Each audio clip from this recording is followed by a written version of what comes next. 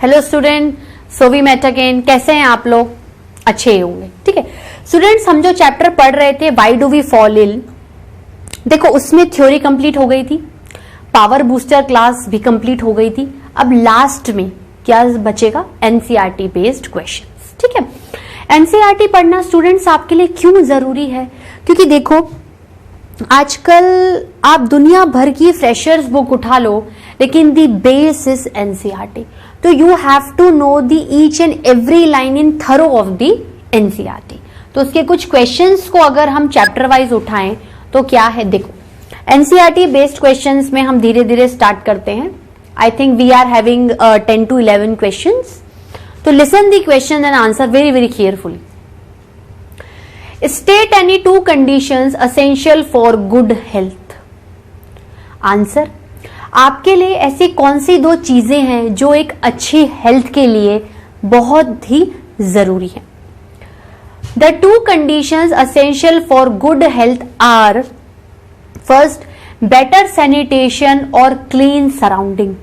साफ सुथरा मकान, गंदगी नहीं होनी चाहिए, साफ सफाई का बिल्कुल ध्यान रखना, अनवांटेड डस्ट नहीं होनी चाहिए, प्रॉपर जो आपका ये एक्सक्रीटा मैटर है ये डिस्चार्ज और डिस्पोज ऑफ होना चाहिए। Second, availability of sufficient and nutritious food. अब आप घर में सफाई तो बहुत अच्छी रखते हो लेकिन खाना नहीं खा रहे हो, ठीक है, न्यूट्रिशन फूड नहीं ले रहे हो, अनवांटेड बैड फूड ले रहे हो, तो इन दोनों की वजह से आपकी हेल्थ कहीं ना कहीं क्या हो सकती है? खराब हो सकती है। लेकिन अगर ये दोनों चीजें अप टू डेट होंगी तो you will definitely lead a good and healthy life. Question number 2, state any two conditions essential for being free of disease. Disease free रहने के लिए, कोई बीमारी नहीं लगे, ऐसी क्या क्या कंडीशंस हम फॉलो कर सकते हैं? Answer, number 1, living in hygienic environment, साफ सुथरे माहौल में रहना चाहिए। दूसरा, getting vaccinated against common infectious disease. अगर आपके आसपास ऐसी कोई बीमारियां हैं जो एक से दूसरे में चली जाती हैं, रेकरेंट है, प्रिवेंशन नहीं ले पा रहे हो, बार बार ट्रीटमेंट नहीं ले सकते, तो आप क्या करो, उसका वैक्सीनेशन ले लो, बाहर से प्रिवेंशन ले लो, जिससे कि आप उस पे बीमार नहीं पड़ोगे। नेक्स्ट क्वेश्चन देखते हैं students. Are the answers to the above questions necessarily the same और डिफरेंट? व्हाई? अगर क्वेश्चन नंबर 1 और क्वेश्चन नंबर 2 को मिलाएं तो बात तो एक ही बोली ना।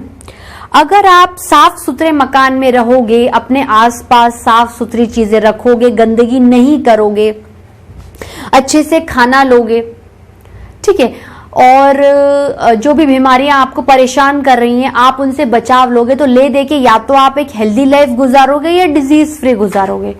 ये तो कंट्रोवर्शियल क्वेश्चन हो गया ना कि या तो आप हेल्दी हो सकते हो और डिजीज फ्री। अब मैं आपको कह रही हूं कि डिजीज फ्री होने का ये मतलब नहीं है कि आप हेल्दी हो, ठीक है। आंसर बाबा, question 1 and 2 are interconnected but different. Connection है लेकिन फिर भी अपने अंदर एक डिफरेंस है, एक डिफरेंस लेके चल रहे हैं कि नहीं, लिंक्ड है पर फिर भी अपन लोग अलग अलग है।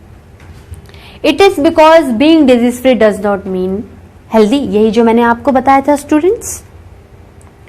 Now question number 4, list any 3 reasons why you would think that you are sick and ought to see a doctor. आपको किन वजह से ऐसा लगेगा कि मैं बीमार पड़ गई हूं और मुझे डॉक्टर के पास जाना चाहिए? If only one of these symptoms were present would you still go to the doctor? Why and why और नॉट? ये कुछ सिम्टम्स दिए गए हैं, इनको पढ़िए और समझिए कि इन सिम्टम्स की वजह से ये जो चेंजेस आपको फील होंगे, इसको देख के आपको डॉक्टर के पास जाना चाहिए या नहीं जाना चाहिए। Let's see the options. The following 3 symptom indicate are disease and urge us to go to see doctor. नंबर 1 देखते हैं, having headache, shivering and body temperature. सर दर्द हो रहा है, बॉडी कांप रही है, बॉडी का टेम्परेचर गिर गया। Having diarrhoea, loose motions, having a wound with pus, आपको एक चोट लग गई जिसमें पस भर गया है। If only one of the above 3 symptoms were present we still would have to consult a doctor. अगर इनमें से कोई भी आपको होगा डेफिनेटली आपको डॉक्टर के पास जाना चाहिए। It is so because all the three symptoms made us uncomfortable and bedridden for some time due to attack of some diseases.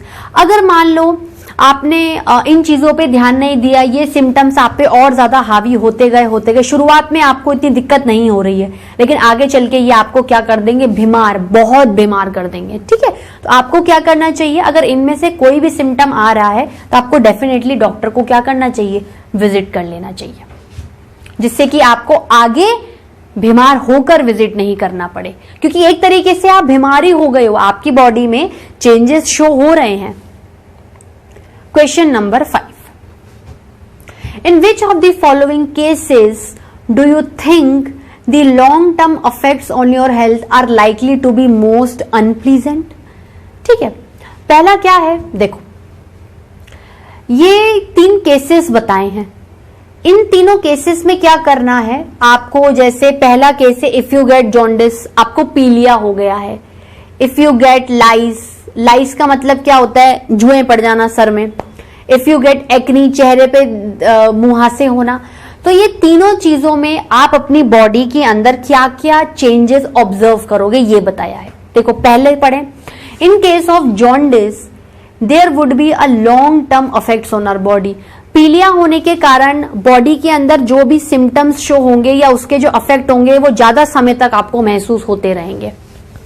Jaundice is the result of a disease called hepatitis caused by a virus. Jaundice virus की वजह से होती है. In jaundice, our liver is affected and it takes more time to recover from this disease. इसमें generally jaundice आपको होगा गंदा खाना या गंदा पानी पीने से. कुछ भी अगर आप खाते पीते हो वो आपकी लिवर से पास होके जाता है. तो अगर आप इन्फेक्टेड फूड लोगे, इन्फेक्टेड वाटर लोगे तो कहीं ना कहीं वो इन्फेक्शन आपके लिवर को भी मिल जाएगा और दिन ब दिन आपके लिवर के सेल्स डीजनरेट हो जाएंगे, उनकी फंक्शनल एक्टिविटी दिन ब दिन क्या हो जाएगी, रिड्यूस हो जाएगी. तो अगर आपका लिवर अफेक्ट हो गया तो मेनली आपका खाना ढंग से नहीं पचेगा, प्रॉपर जो एब्जॉर्प्शन होता है जो ब्लड के थ्रू फिर सेल में जाता है वो भी थोड़ा सा क्या होगा, दिन ब दिन घट जाएगा. By taking proper treatment under supervision of a doctor. Jaundice और पीलिया जैसी बीमारी, देखो लिवर आपका बहुत ही बड़ा और वाइटल ऑर्गन है, तो अगर उसमें कोई इन्फेक्शन या चेंजेस हो रहे हैं तो उससे रिकवर होने में भी आपको क्या होगा, टाइम लगेगा. तो क्रॉनिक डिजीज प्रॉपर ट्रीटमेंट लेना पड़ेगा जब जाके आप रिकवर हो पाओगे. In contrast to jaundice, lice can be removed easily with short treatment and so the acne. Both of these do not produce long term effect on the body. बालों में जुएं पड़ गई, मेडिसिन डाल लो, कंघी से निकाल लो, एक्नीज हो गए, कुछ टाइम में ठीक हो जाएंगी. लेकिन मतलब बालों में जुएं पड़ना और चेहरे पे एक्नीज होना एक एक्यूट टाइप की बीमारी, कुछ दिन के लिए हुई और ठीक हो गई. बीमारी इसलिए बोल रही क्योंकि चेंजेस महसूस होंगे, अनकंफर्ट फील होगा. लेकिन जॉन्डिस में लॉन्ग टर्म है, लंबे समय तक आपको उसको झेलना पड़ेगा. Now question number 6. Why we are normally advise to take bland and nourishing food when we are sick. जब हम बीमार पड़े तो खास तौर पे हमें कहा जाता है कि आप न्यूट्रिशियस फूड लो, मैक्सिमम न्यूट्रिएंट, मैक्रो माइक्रो सब लो, बस लो. When we fall sick, one or more organ system do not function normally. कोई ना कोई एक अंग आपका ढंग से काम नहीं कर रहा होगा जब भी आप बीमारी की अवस्था में होते हो. As a result we loss appetite and do not have proper digestion and absorption of food. आपकी बॉडी की मेटाबॉलिक एक्टिविटी रिड्यूस हो रही है, खाना ढंग से नहीं जा रहा है तो पच नहीं रहा है, एब्जॉर्ब नहीं हो रहा है, आपका डाइजेस्टिव सिस्टम ढंग से उस खाने को डिटेक्ट करके जूसेस उस पर नहीं डाल पा रहा है, एंजाइम्स काम नहीं कर पा रहे हैं, कॉम्प्लेक्स फूड सिंपलर में नहीं टूट रहा है और वो सिंपलर फूड ब्लड को नहीं मिल रहा है तो ब्लड सेल को नहीं दे रहा है, सेल को नहीं दे रहा है तो एनर्जी नहीं आ रही तो हम वीक हो रहे हैं. Sickness makes us weak, therefore we are advised to take bland and nourishing food during sickness.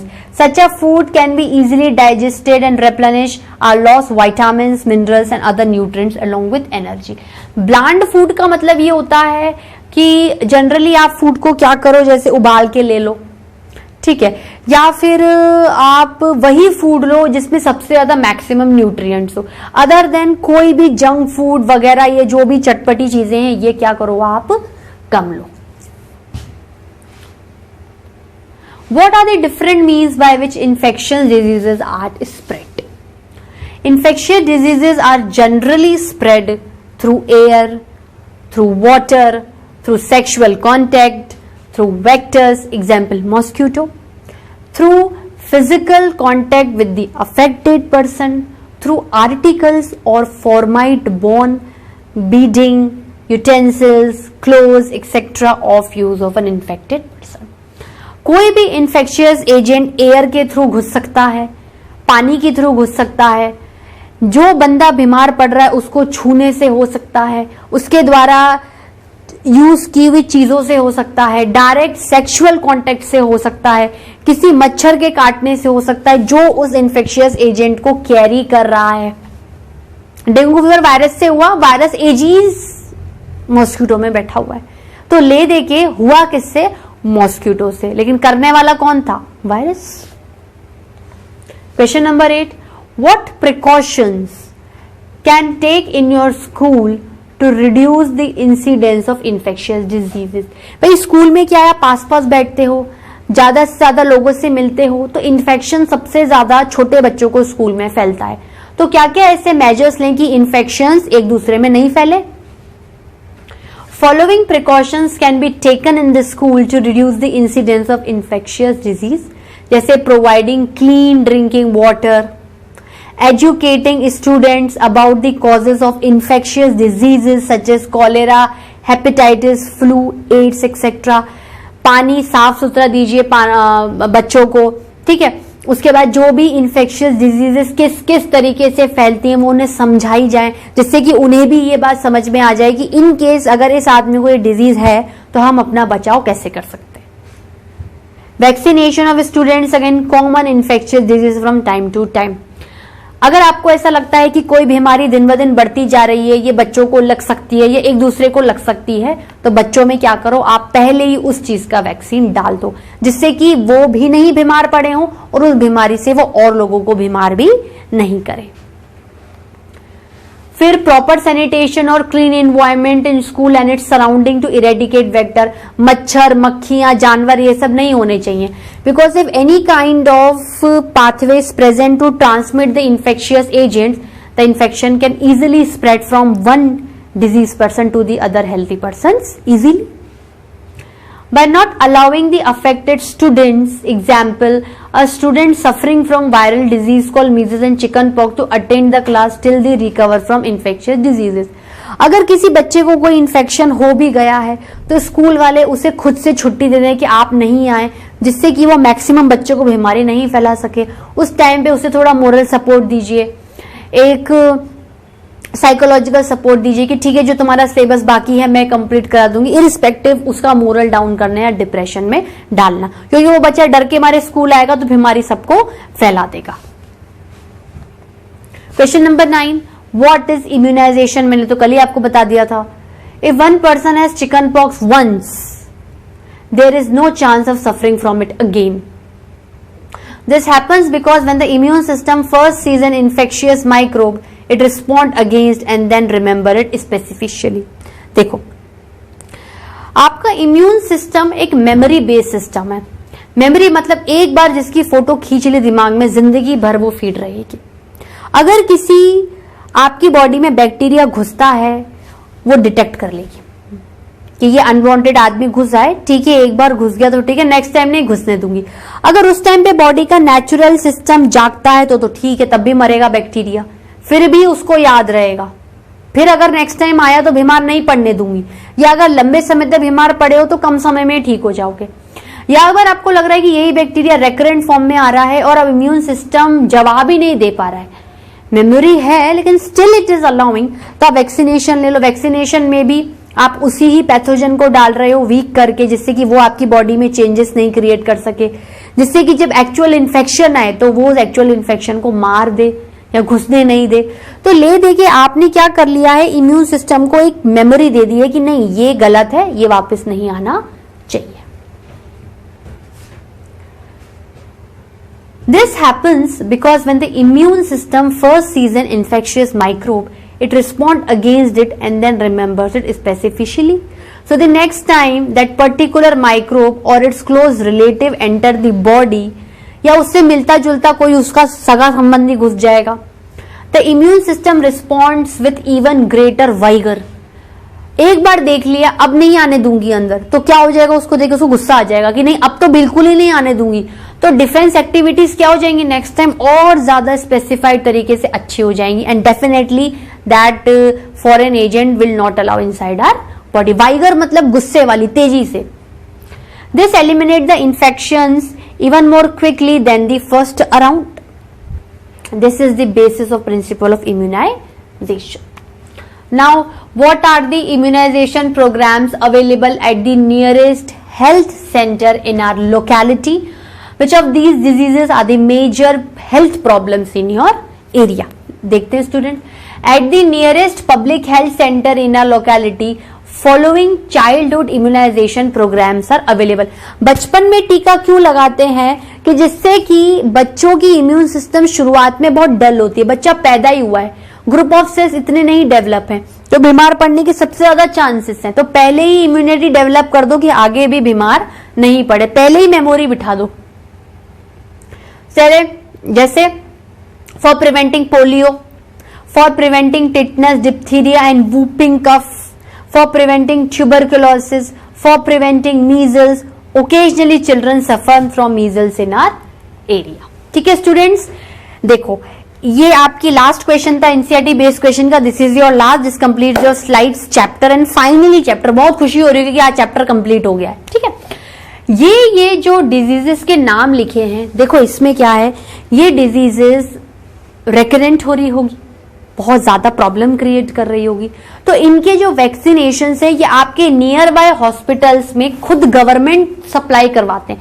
Public मतलब पब्लिक को देने के लिए गवर्नमेंट वैक्सीन दे देगी कि लोगों को बताओ कि इस बीमारी से आप मर सकते हो, इतनी इतनी प्रॉब्लम्स हो सकती हैं, ये बीमारियां फैल सकती हैं, तो आप आके इसका क्या कर दो, वैक्सीन लगा दो, टीकाकरण करवा लो, जिससे कि ये बीमारी आपको भी नहीं हो और आपके सगे संबंधियों को भी नहीं हो. तो मेजॉरिटी में ये बीमारियां आती हैं जिनकी वजह से आपको वाकई में बहुत सारी प्रॉब्लम्स को फेस करना पड़ता है. तो इनके एटलीस्ट गवर्नमेंट वैक्सीनेशंस या टीके जो आसपास डिस्पेंसरीज हैं आपके हॉस्पिटल्स में, गवर्नमेंट हो गया, सेमी गवर्नमेंट हो गया, प्राइवेट में, हमेशा अवेलेबल करवा के रखती है. स्टूडेंट्स हैप्पी, आपका चैप्टर यहां आज कंप्लीट होता है. Why do we fall ill? मैं क्यों बीमार पड़ती हूँ? Question mark. I think the whole chapter at every time give you the answer of the question why do we fall ill. Contents पढ़े, health पढ़ा, हेल्थ को मेंटेन करने के लिए क्या चीजें हैं वो पढ़ी, डिजीज पढ़ा, दुनिया भर की सारी चीजें आपने गेन करी हैं. फिर पावर बूस्टर क्लास और एनसीईआरटी बेस्ड क्वेश्चन. ठीक है स्टूडेंट्स, ये चैप्टर आपको अच्छे से समझ में आया. This completes your chapter now. अब हम क्या करेंगे, अब हम नेक्स्ट क्लास में मिलते हैं with starting of a new chapter. ठीक है students, till then bye bye, thank you.